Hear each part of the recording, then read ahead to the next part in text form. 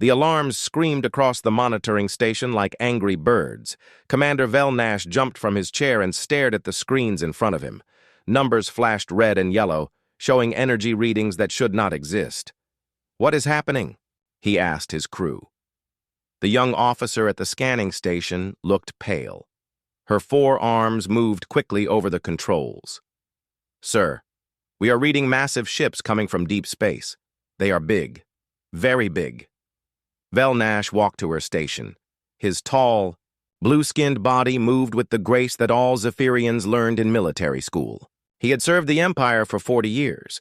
He had seen many strange things in space, but the numbers on these screens made no sense. "How big?" he asked.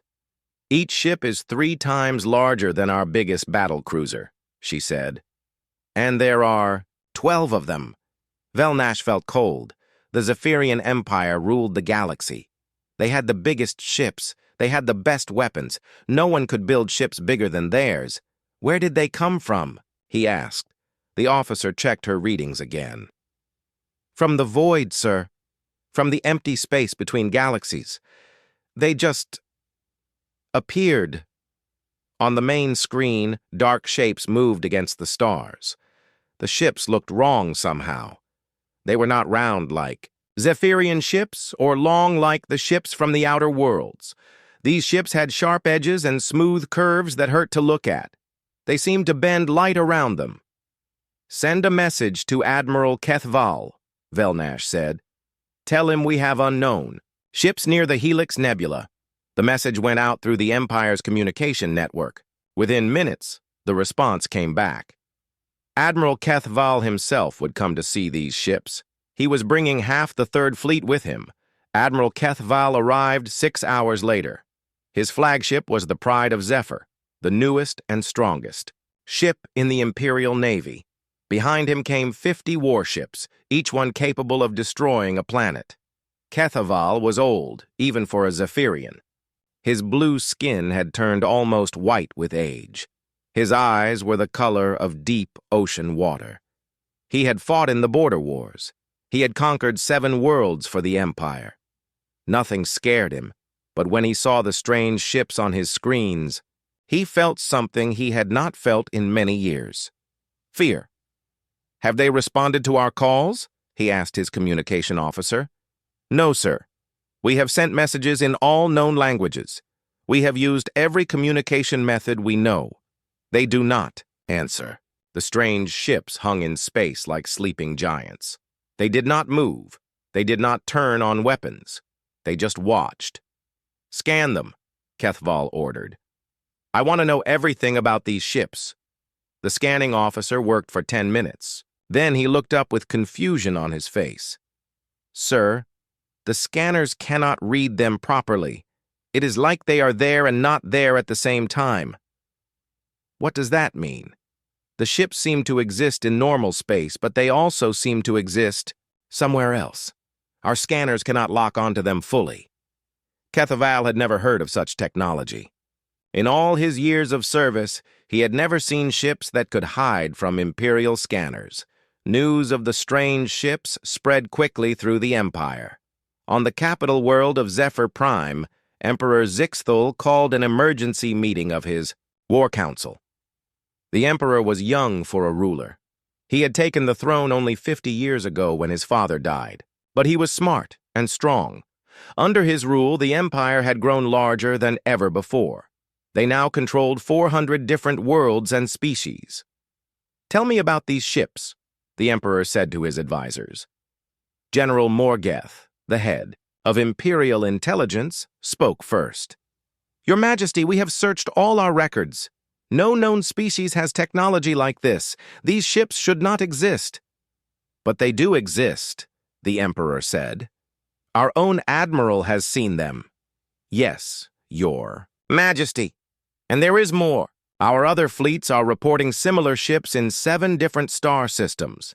They appeared at the same time, all of them watching our fleet movements." The Emperor stood up from his golden throne.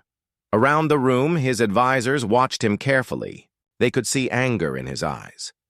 "Someone is watching us," the Emperor said. "Someone with ships better than ours. I want to know who they are." For 3 days, the Empire tried to learn about the mysterious ships. They sent their best spies to search old records. They questioned captured pirates and traders from the outer worlds. They even asked their allies from other species. No one knew anything about ships like these. On the 4th day, the ships moved. Admiral Kethval was eating his morning meal when the alarm started. He ran to the bridge of his ship and saw something that made him stop breathing. The strange ships were moving toward his fleet, but they moved in a way that was impossible. They did not use engines or leave trails of energy behind them. They simply glided through space like fish swimming through water. "Battle stations!" Kethval shouted. "All ships, prepare for combat!" The Imperial fleet turned to face the approaching ships. Weapons powered up, shields activated. 50 of the Empire's best warships prepared to fight, but the strange ships did not attack. Instead, they stopped just outside weapon range and waited. Then something happened that Admiral Kethval would remember for the rest of his life. One of the strange ships spoke. Not through radio or communication beams. The voice came from everywhere, at once. It spoke in perfect Zephyrian, without any accent or difficulty with the words. "We greet the ships of the Zephyrian Empire," the voice said. "We are visitors from far away. We come in peace." Admiral Kethval looked at his communication officer. The officer shook his head. They were not receiving any signals from the strange ships. "How are they speaking to us?" Kethval asked. "I do not know, sir. The voice is coming from inside our own ship somehow."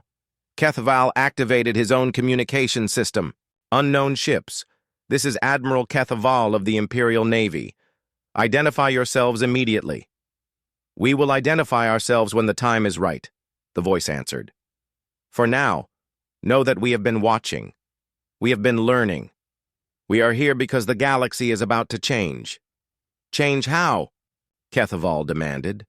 But the strange ships were already moving away. They glided backward into the darkness between the stars. Within minutes, they had disappeared completely. Admiral Kethval stared at the empty space where the ships had been. All his years of military service, he had never felt so small and helpless. He sent a message to Emperor Zixthul immediately. The message was simple but terrifying. "The unknown ships have technology far beyond ours. They can speak to us without using communication systems. They say the galaxy is about to change. I recommend we prepare for the worst." When the Emperor received this message, he called another emergency meeting. This time, he invited the leaders of all the major military fleets and intelligence services. "Gentlemen," the Emperor said, "it seems we are no longer alone at the top of the galactic food chain. Someone out there has better technology than we do. Someone who has been watching us."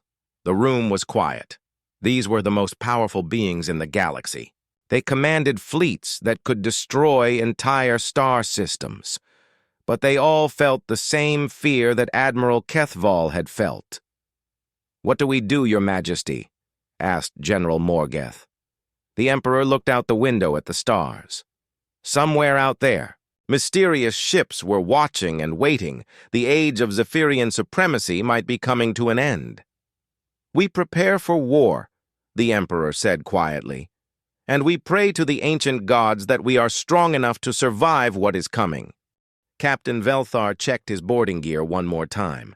His team of 20 soldiers stood behind him in the shuttle bay, all of them nervous, but ready. They were the best boarding specialists in the Imperial Navy. They had captured hundreds of enemy ships over the years, but this was different. This time they were going to board one of the mysterious ships that had appeared from nowhere. "Remember," Captain Velthar said to his team, "we go in fast and hard.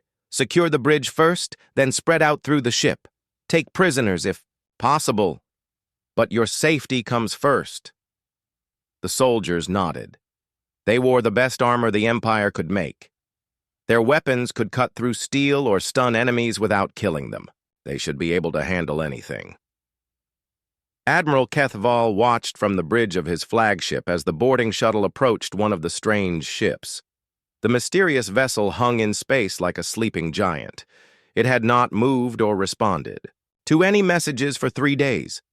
"Boarding Shuttle Alpha, report your status," the Admiral said into his communicator. "We are approaching the target ship," Captain Velthar replied. "No response from them, no weapons pointed at us. It is like they are waiting for us." The boarding shuttle attached itself to the hull of the strange ship.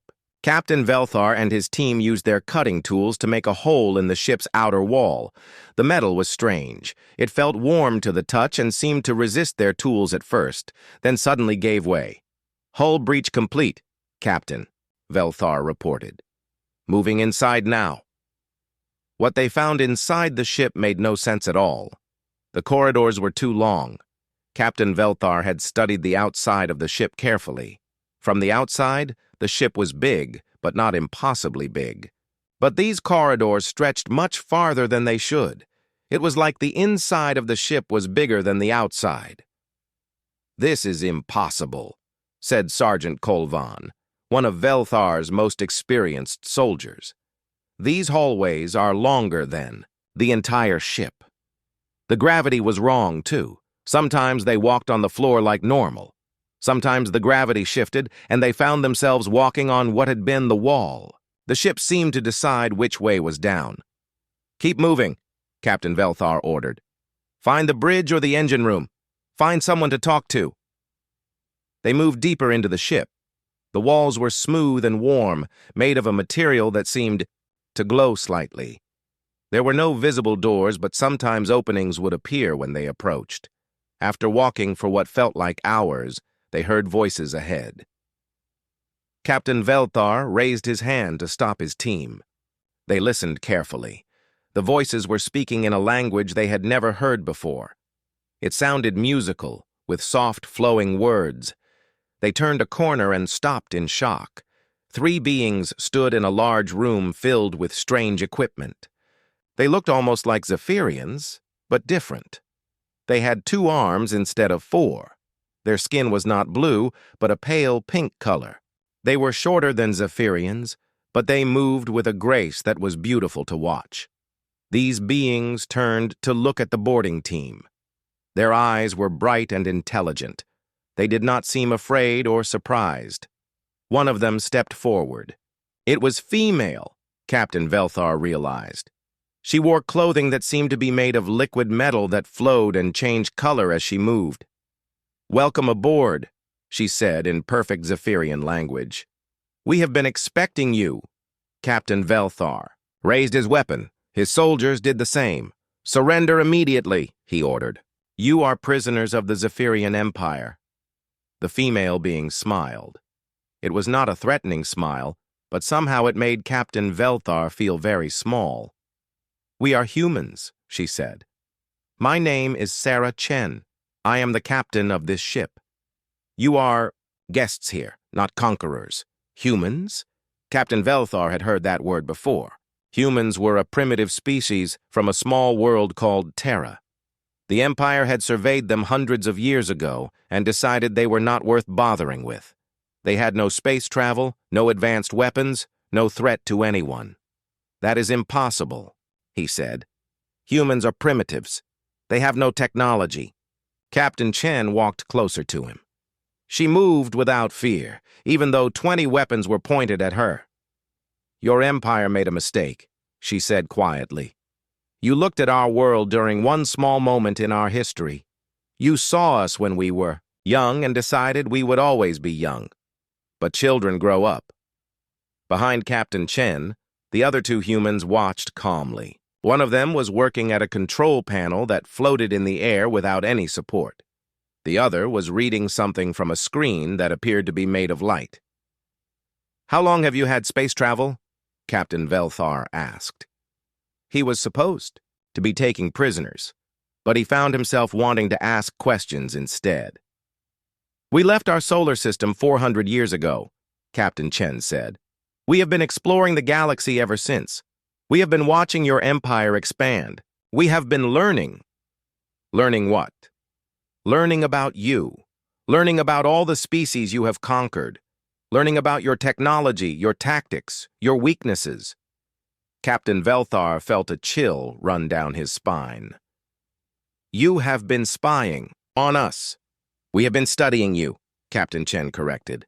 "The same way you studied us when you first found our world. But we were more thorough." She gestured to the air, and suddenly images appeared around them. Pictures of Imperial ships, battle plans, secret weapons designs. Information that should have been impossible for anyone outside the Empire to know.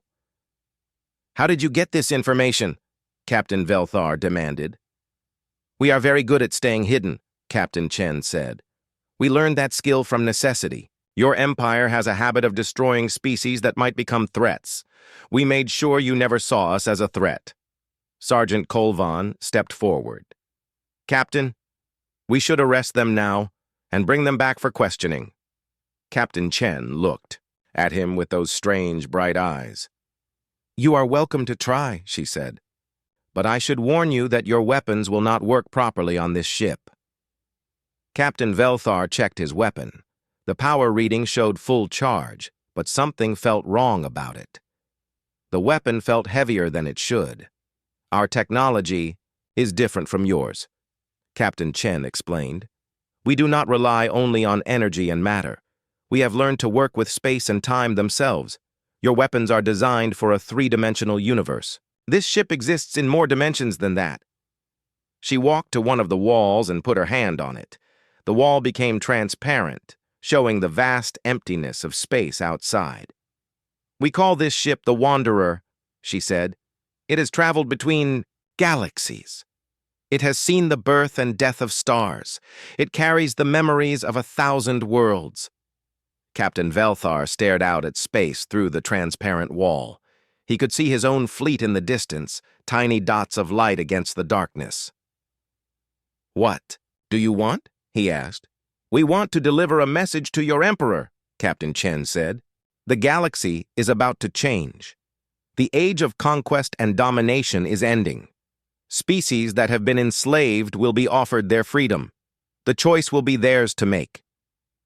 "The Empire will never allow that," Captain Velthar said. "The Empire will not have a choice," Captain Chen replied. "We are not asking for permission." She gestured again, and the room around them changed. Suddenly, they were standing on the bridge of Captain Velthar's own shuttle, even though they had not moved. "You should return to your admiral now, Captain," Chen said. "Tell him what you have seen here. Tell him that the humans have returned to the galaxy and we are not the primitive species you remember." Captain Velthar looked around in confusion. His entire boarding team was with him, all of them looking just as confused as he felt. "How did we get back here?" Sergeant Colvan asked. Captain Velthar looked out the shuttle window. The strange human ship was still there, hanging silently in space. But somehow they were back in their own shuttle, as if they had never left. "I do not know," he said quietly. As they flew back to the Imperial flagship, Captain Velthar tried to make sense of what had happened. The humans had technology that could change space itself. They had been watching the Empire for hundreds of years. They knew things that should have been impossible to know. Most frightening of all, they did not seem afraid of the Empire's power. When they reached the flagship, Captain Velthar reported to Admiral Kethval immediately. The Admiral listened to the report in silence, his old face growing more worried with each word. "Humans," the Admiral said when the report was finished. "I remember reading about them in the old survey reports. They were listed as harmless primitives." "They are not harmless anymore," Captain Velthar said. "Their technology is beyond anything we have. They can manipulate space and time. They know our secrets." Admiral Kethval stared out at the human ships. They still hung motionless in space, waiting for something. "Send a message to the Emperor," he said. "Tell him we have made contact with the unknown ships. Tell him they are humans, and they are far more dangerous than we ever imagined." Emperor Zixthul slammed his fist on the arm of his golden throne. The sound echoed through the great hall like thunder. Around him, his advisors flinched at the display of royal anger. Humans, the Emperor spat. Primitive humans think they can challenge the might of the Zephyrian Empire. General Morgeth, the head of Imperial Intelligence, cleared his throat nervously. Your Majesty, perhaps we should consider the reports more carefully. Captain Velthar is one of our best officers. If he says their technology is advanced, I do not care what their technology can do, the Emperor interrupted. No species in this galaxy dares to treat Imperial officers with such disrespect. These humans will learn their place. The Emperor stood up from his throne. His tall, powerful frame cast a shadow across the room. He had spent his entire life believing that the Zephyrian Empire was the greatest force in the galaxy. The idea that some unknown species might be stronger was impossible for him to accept. Call Admiral Morgeth, the Emperor commanded. Tell him to take Battlefleet Omega to the Kepler trading hub. If these humans want to play games, we will show them what real power looks like. Battlefleet Omega was the pride of the Imperial Navy. 200 of the most advanced warships ever built, each one capable of destroying entire planets. The fleet had never been defeated in battle. It had conquered dozens of worlds and forced hundreds of species to surrender without firing a shot. Admiral Morgeth received his orders with excitement. He was the Emperor's nephew, young and eager to prove himself in battle. The chance to face these mysterious humans and show them Imperial superiority was exactly what he had been hoping for. Prepare the fleet for immediate departure, he ordered his staff. We will show these humans what happens when you insult the Empire. 3 days later, Battlefleet Omega arrived at the Kepler trading hub. The massive space station served as a meeting point for traders from across the galaxy. Normally, it was busy with hundreds of ships buying and selling goods. Today, it was almost empty. Word had spread that the Empire was bringing its battle fleet to face the mysterious human ships.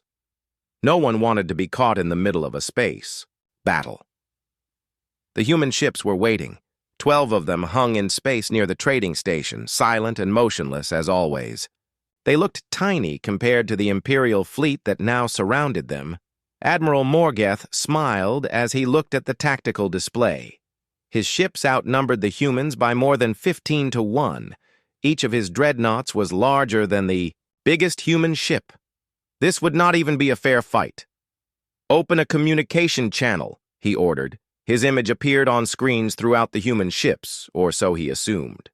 The humans never responded to normal communications, but perhaps seeing Imperial might would change their minds. Attention, human vessels, Admiral Morgeth announced. You are surrounded by the Imperial Navy. You will surrender immediately and submit to Imperial authority. If you refuse, you will be destroyed. For a long moment, there was no response. The human ships continued to hang motionless in space. Then a voice spoke, not through the communication system, but from everywhere at once, just as it had happened before. Admiral Morgeth of the Zephyrian Empire, the voice said. It was calm and clear, with no trace of fear or worry. We suggest you reconsider your approach, Admiral Morgeth laughed. I am giving you one final chance to surrender. You are outnumbered and outgunned. There is no shame in admitting defeat. You misunderstand the situation, the voice replied. We are not the ones who should be worried. Admiral Morgeth's smile faded. The arrogance of these humans was beyond belief. All ships, target the human vessels, he commanded. Prepare to fire on my command. 200 Imperial warships turned, their weapons toward the human ships. Enough firepower to crack a moon was now aimed at 12 small vessels. This is your last warning, Admiral Morgeth said.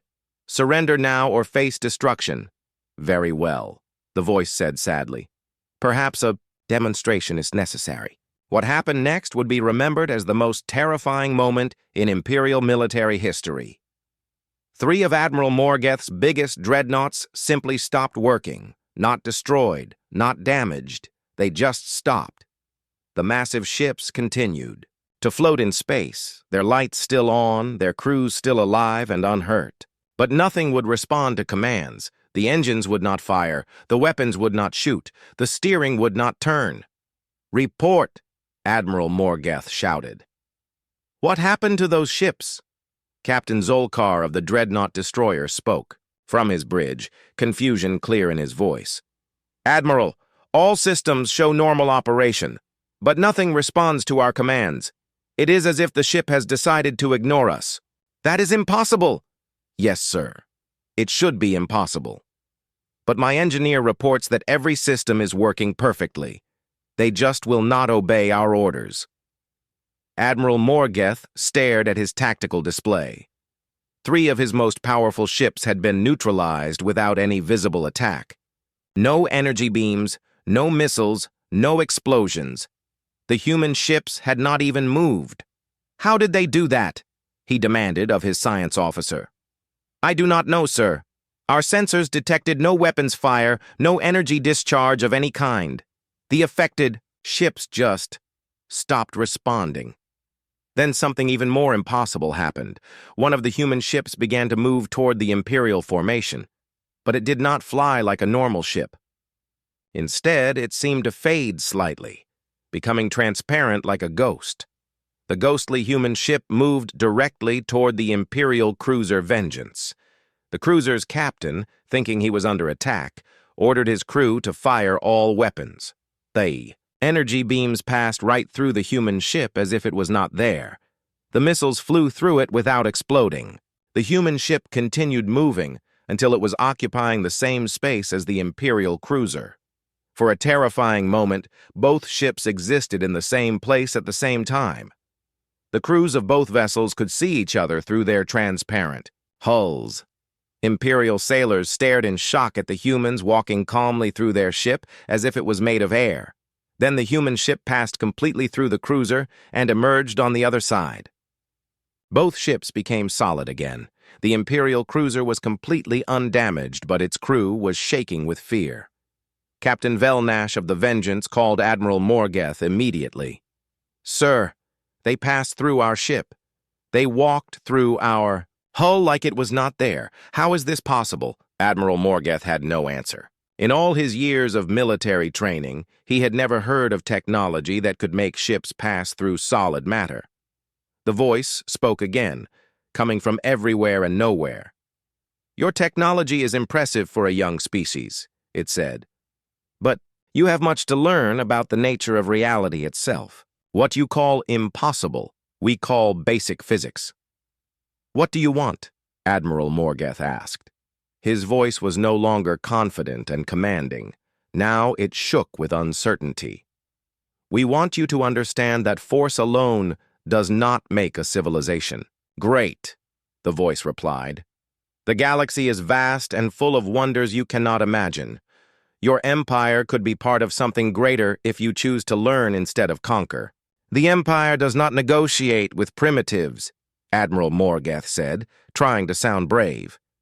"Then perhaps the empire needs new leadership," the voice said quietly. Suddenly, all the human ships began to fade. They became transparent, then nearly invisible. Within moments, they had vanished completely. Admiral Morgeth ordered his sensor operators to scan the area. "Where did they go?" "Unknown, sir." They did not jump to hyperspace. They did not fly away, they just ceased to exist in normal space. The 3 disabled dreadnoughts suddenly came back to life. Their systems responded normally again as if nothing had happened. Admiral Morgeth stared at the empty space where the human ships had been. He had brought the most powerful fleet in the galaxy to destroy 12 small ships.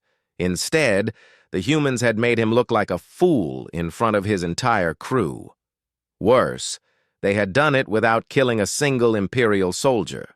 They could have destroyed his entire fleet if they wanted to. Instead, they had simply proven that they could. "Return to base," Admiral Morgeth ordered quietly. "Send a full report to the Emperor." As Battle Fleet Omega began its journey home, Admiral Morgeth tried to understand what had happened. The humans had technology that could control Imperial ships without damaging them. They could make their own ships pass through solid matter like ghosts. They could appear and disappear at will. Most frightening of all, they had shown mercy when they could have shown destruction. When Emperor Zixthul received Admiral Morgeth's report, he read it 3 times before believing it. Then he called another emergency meeting of his war council. "Gentlemen," he said to his advisors, "it appears we are facing an enemy unlike any we have encountered before. They have technology we do not understand.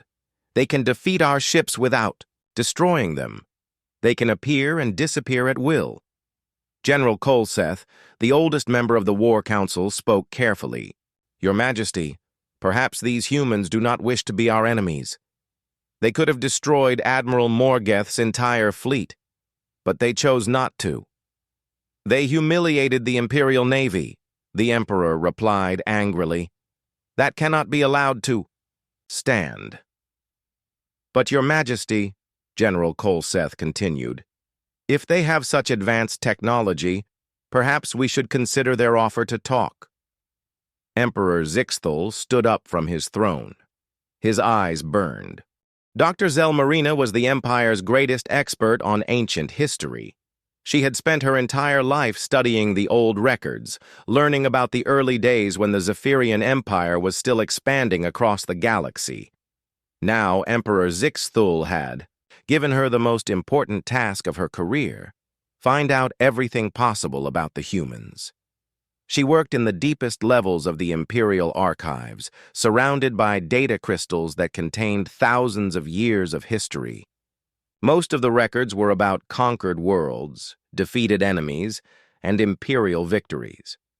But somewhere in this vast collection, there had to be information about the mysterious humans. For 3 weeks, Dr. Zelmarina searched through old survey, reports, military records, and exploration logs.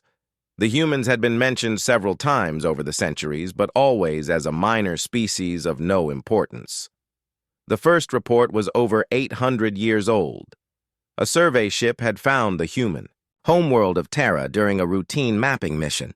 The report was brief and dismissive.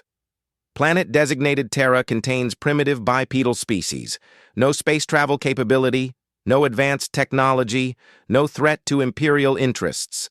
Recommend classification as protected primitive world and avoidance of contact. Similar reports appeared every few decades. Survey ships would pass through the Terra system, note that the humans were still primitive, and move on to more important matters.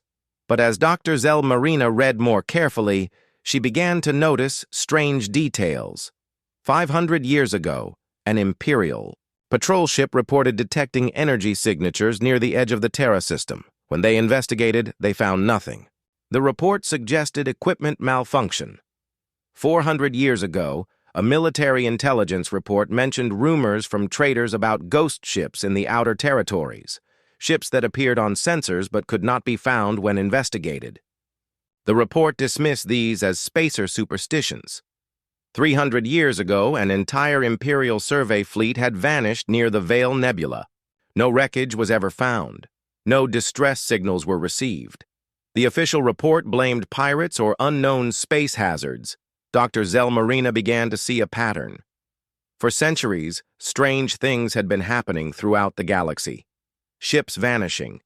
Mysterious energy readings, reports of ghost vessels. All of it had been dismissed as accidents or mistakes. But what if it had not been accidents? What if someone had been watching the Empire for hundreds of years, learning about Imperial technology and tactics? Dr. Zelmarina dug deeper into the archives. She found classified military reports that had been sealed for centuries, records of battles where Imperial strategies had somehow been known to the enemy, intelligence operations that had failed for unknown reasons, weapons technologies that had mysteriously appeared among rebel groups. The more she read, the more frightened she became.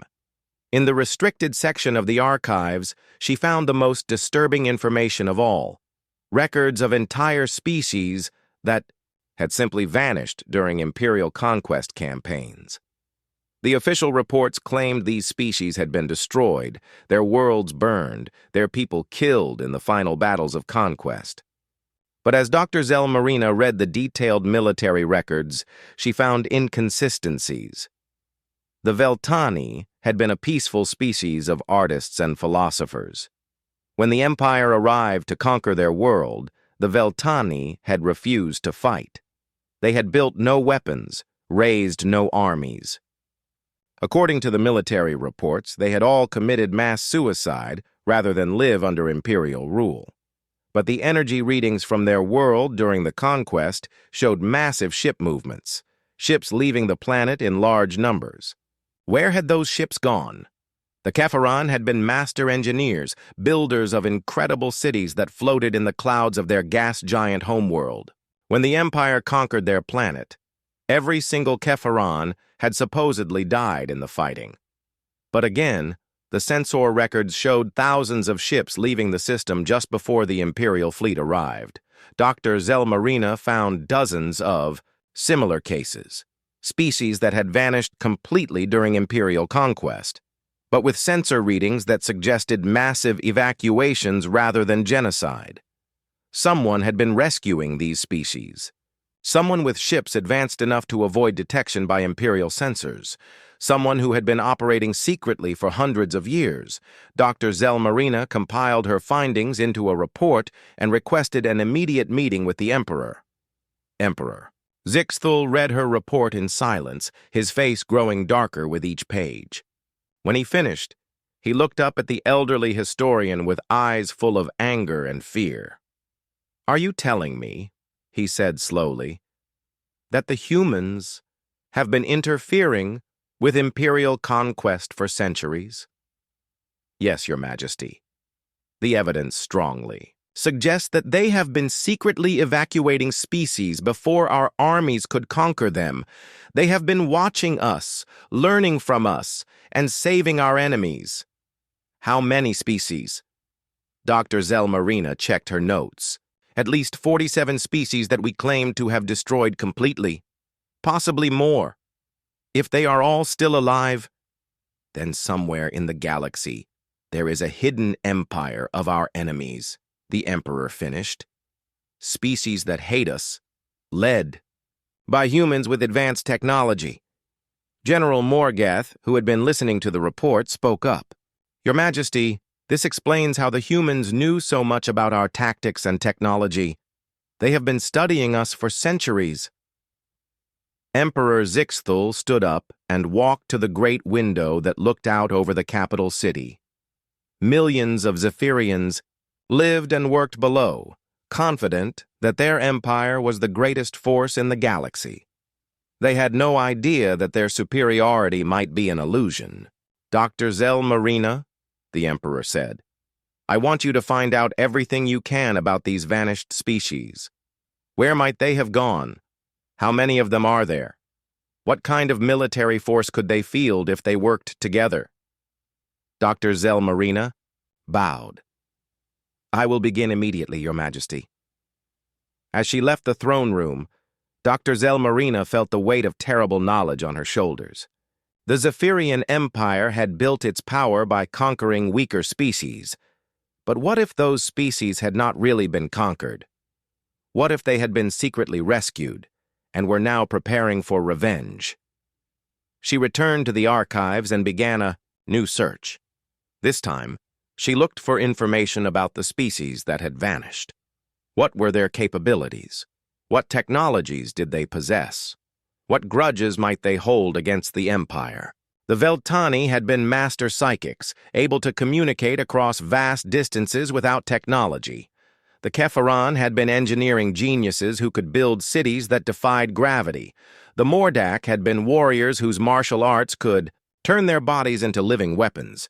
Each species had unique abilities. Each had been considered dangerous enough to require complete conquest.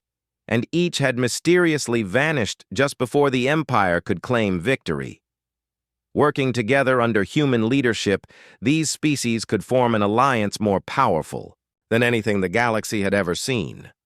Dr. Zelmarina found one more piece of information that made her blood run cold. Hidden in the oldest archives was a report from the very first Imperial expedition to Terra over 1,000 years ago. The survey captain had noted something strange about the humans. Despite their primitive technology, they had shown an unusual interest in the stars. Their art, their stories, their religions all spoke of traveling to other worlds and meeting other species. These creatures dream of the stars, the ancient report said. They have a strong desire to explore and learn. Recommend continued monitoring in case they develop space travel capabilities. But the Empire had not continued monitoring. They had dismissed the humans as primitives and ignored them for centuries. Now Dr. Zelmarina understood the truth. The humans had not been primitive. They had been preparing. While the Empire conquered the galaxy through force, the humans had been learning patience, diplomacy, and the value of saving lives rather than taking them.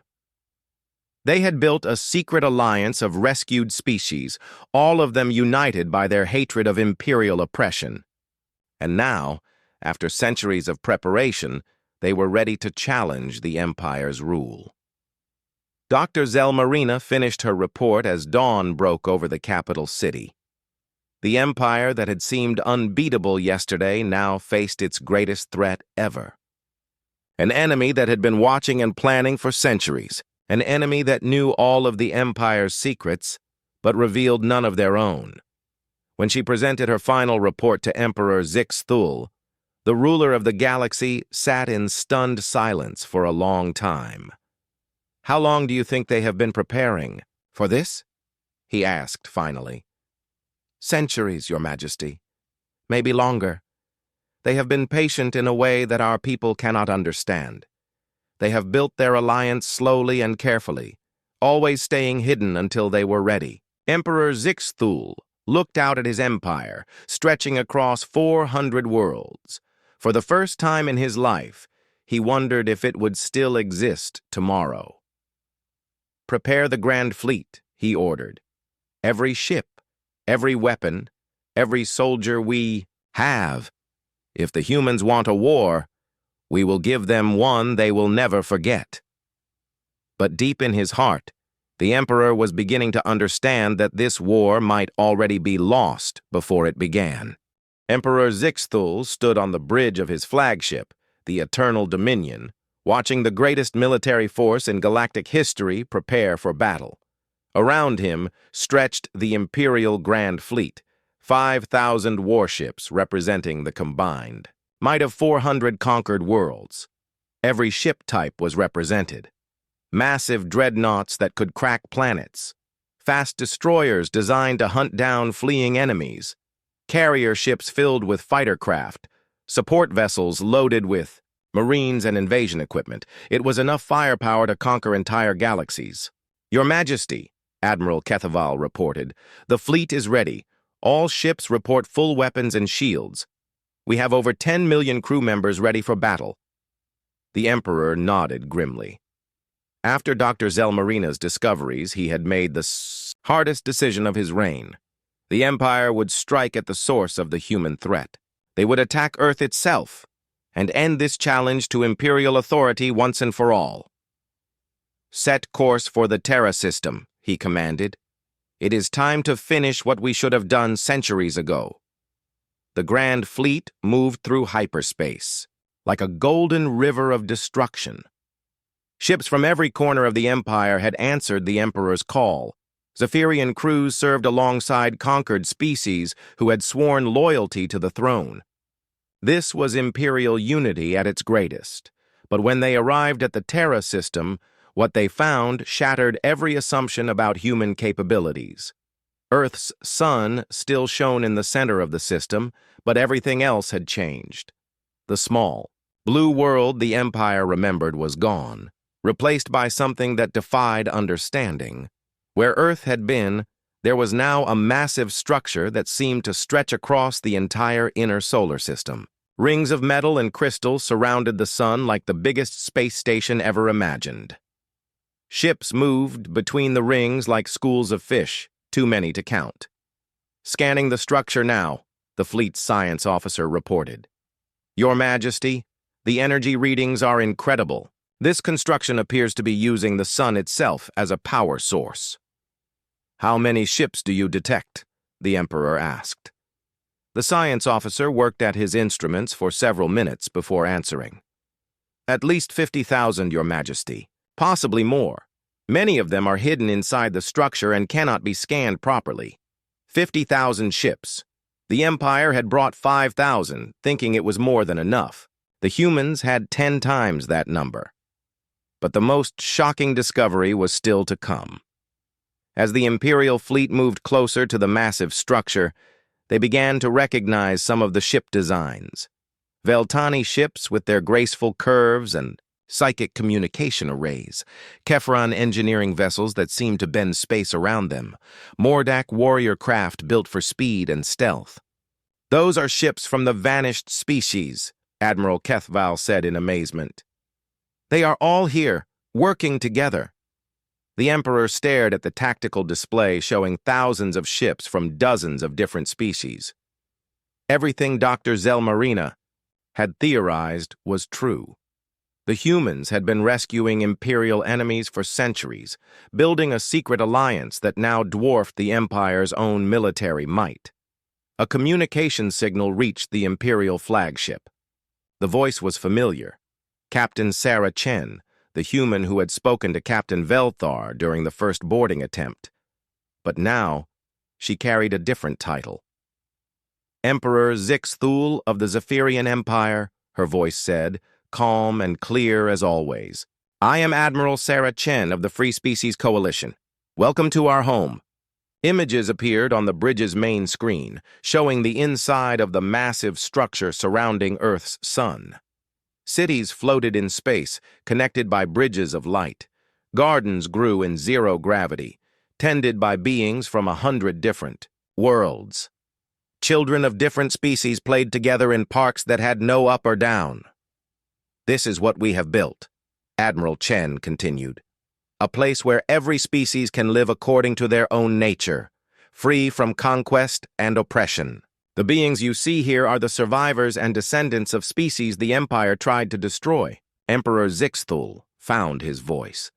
You have violated Imperial law by interfering with our conquests. You have stolen Imperial property and harbored enemies of the state. We have saved lives, Admiral Chen replied simply. When your Empire came to destroy these people, we offered them a choice. Stay and die, or come with us and live free. Most chose life. They belonged to the Empire, the Emperor shouted. Everything in this galaxy belongs to the Empire. No longer, Admiral Chen said. The age of conquest is ending, Emperor. Today marks the beginning of a new era. Suddenly, space around the Imperial fleet began to fill with ships, not just the 50,000 they had detected, but hundreds of thousands. They appeared from hyperspace, phased into reality from other dimensions, and rose from hidden bases throughout the solar system. The Imperial Grand Fleet, which had seemed so mighty moments before, now looked tiny by comparison. This is impossible, Admiral Kethval whispered. No one could build so many ships without us knowing. You were not looking in the right places, Admiral Chen said. While your empire focused on conquering planets, we learned to build in the empty spaces between stars. We made cities in dark matter clouds and shipyards in parallel dimensions. We had the entire galaxy to work with, and we used every bit of it. Emperor Zixthul tried to maintain his composure, but fear was growing in his heart. What do you want from us? We want to offer you the same choice we offered everyone else, Admiral Chen replied. Join the coalition as equals, or remain isolated with only your own people for company. The Empire does not negotiate with rebels. Then perhaps it is time for the Empire to change. At that moment, something extraordinary happened. Communication. Signals began reaching the Imperial fleet from across the galaxy. Voices speaking in dozens of languages, all saying the same thing. Human ships had appeared over every major Imperial world simultaneously. They were broadcasting a message to every conquered species in the Empire. People of the galaxy, you have lived under imperial rule for centuries. Today, you are offered a choice. You may remain as imperial citizens if that is your wish, or you may join the Free Species Coalition and govern yourselves according to your own traditions. The choice is yours to make. Emperor Zixthul watched in horror as responses came back from across his empire. On world after world, the conquered species were rising up, not in violent rebellion, but in joyful celebration. They were choosing freedom over imperial rule. "Stop this immediately," he commanded Admiral Chen. "Order your ships to withdraw." "I cannot order them to do anything," Admiral Chen replied. "That is the difference between our societies. In the coalition, each species chooses its own path. We do not rule through force, but through cooperation."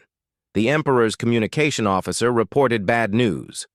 "Your Majesty, we are receiving surrender requests from imperial governors across the galaxy. Entire star systems are declaring independence and requesting coalition protection." "How many systems?" the Emperor asked, dreading the answer. "Over 300 so far, Your Majesty, and the number is growing.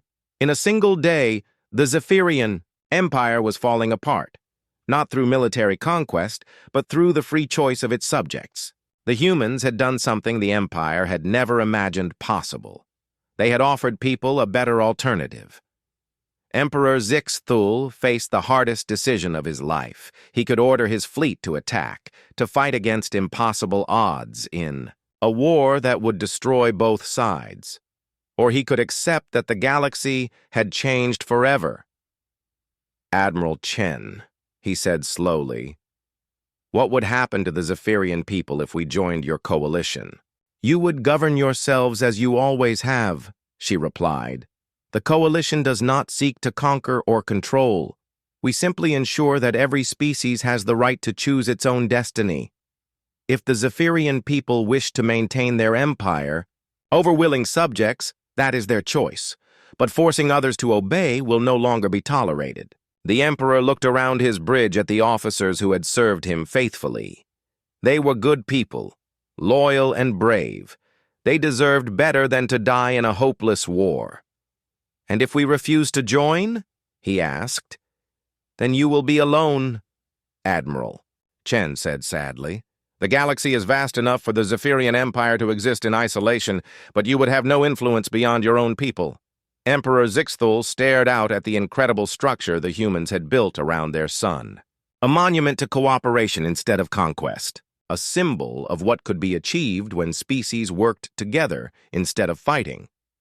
For 3,000 years, the Zephyrian Empire had ruled through strength and fear. Now they faced a force that ruled through hope and choice. And hope, the Emperor realized, was more powerful than any weapon. "Admiral Chen," he said finally, "I would like to learn more about this coalition of yours." "You are welcome to visit our stations and speak with our representatives," she replied. "But remember, Emperor, you cannot negotiate on behalf of the species under imperial rule. They must choose for themselves." As human ships began arriving to escort imperial delegations to the coalition stations, Emperor Zixthul wondered what kind of galaxy his grandchildren would inherit. It would be a galaxy where strength came from unity rather than domination, where species grew strong by helping each other rather than conquering their neighbors.